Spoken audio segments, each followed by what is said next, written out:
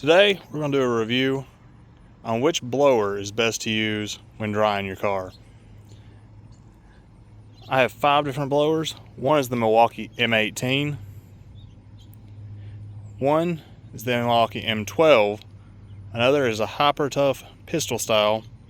One is the Ryobi spot blower. Then one is a dedicated car blower that has heated and filtered air. Today we'll be working on my 2010 Volvo.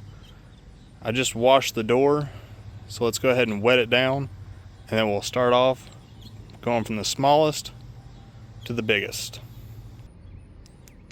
First, we're going to start out with the HyperTuff.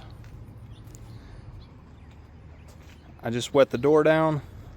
This car, all it has is a spray-on sealant, so it's not ceramic coated at all. So let's see how this one does. It's in speed 3, fully charged battery.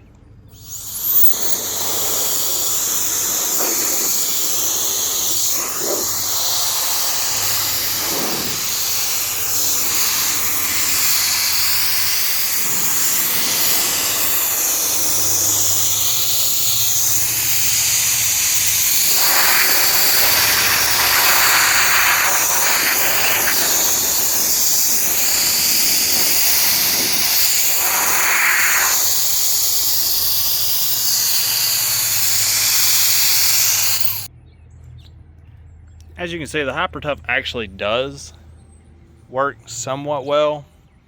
The problem is it's really small. The battery's small. It doesn't have a lot of CFM. I would use this primarily on interiors or just around your door jambs, areas like this around the headlight. Definitely would not try and use it to do a whole car. Next up, we have the Ryobi spot blower. I have a fully charged 6 amp hour battery on speed 3.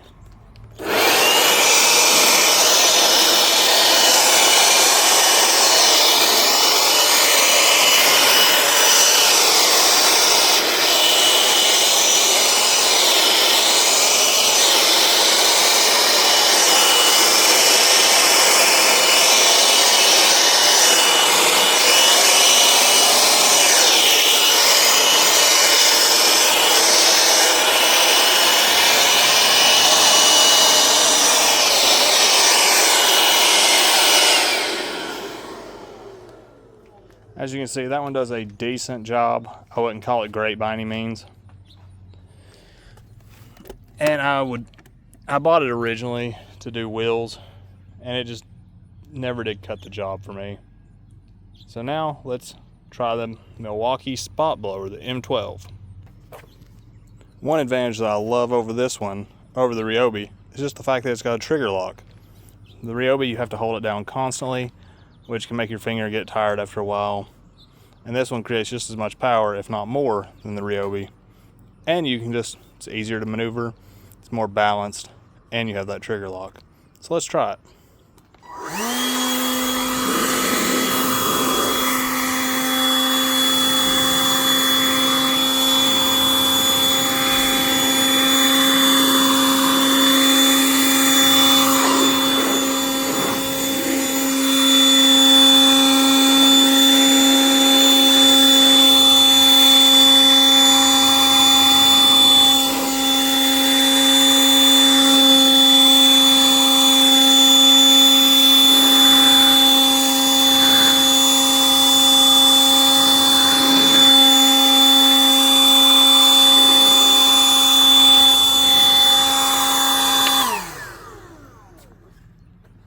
Also, not that much power in comparison, but it does work a lot quicker, and if your vehicle is ceramic coated, it actually works quite well.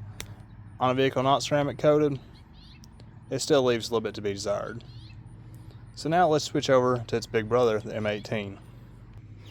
One change I made before running this test, just because I'm sure anybody that's used a standard leaf blower knows, the long nozzles do get cumbersome. So I put on a short 3D printed nozzle. So let's see how this one does.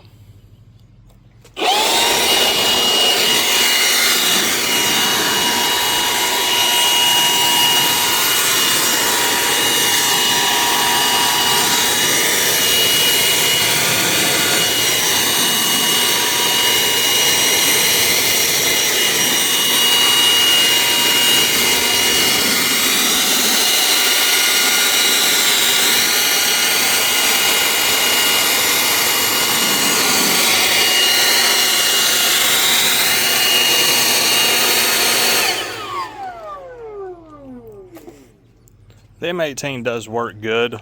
The only complaint I have is the fact that it's pretty cumbersome. The weight's back heavy, and it's just hard to do one-handed. But it will work, especially with the shorty nozzle on a ceramic coated vehicle. You can just forget having a towel. Now for the final blower, we have an actual heated car dryer.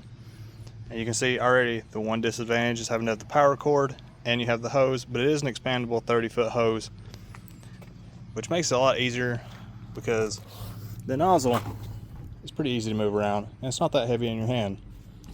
So let's turn this one on and see how it does.